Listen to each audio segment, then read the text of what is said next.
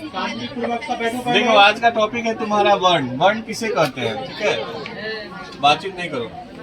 Topic है तुम्हारा वर्ण। वर्ण किसे कहते हैं, डिफिनीशन कोई बताएगा वर्ण का? हाँ, वर्ण उस मूल ध्वनि को कहते हैं, हम लिख भी दे रहे हैं, वर्ण उस खंड या टुकड़ा मूल ध्वनि को कहते हैं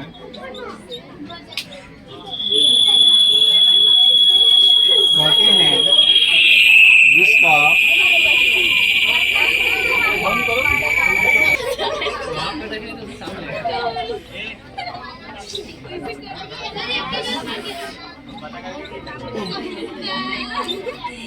देखिए आपका टॉपिक था वर्ण। वर्ण बातचीत नहीं, जिसका आपका टॉपिक था वर्ण। वर्ण किसे कहते हैं, तो परिभाषा है, वर्ण उस मूल ध्वनि को हम कहते हैं जिसका खंड या टुकड़ा नहीं किया जा सकता। अब है वर्ण के प्रकार। वर्ण के दो प्रकार होते हैं। वर्ण का दो प्रकार होता है। पहला होता है स्वर वर्ण, दूसरा होता है व्यंजन वर्ण। पहला क्या हो जाएगा आपका स्वर वर्ण और दूसरा क्या हो जाएगा व्यंजन वर्ण। स्वर वर्ण का डिफिनीशन बताइए। स्वर वर्ण का आपका डिफिनीशन हो जाएगा जिस वर्ण के उच्चारण में हम किसी दूसरे वर्ण की सहायता नहीं लेते हैं।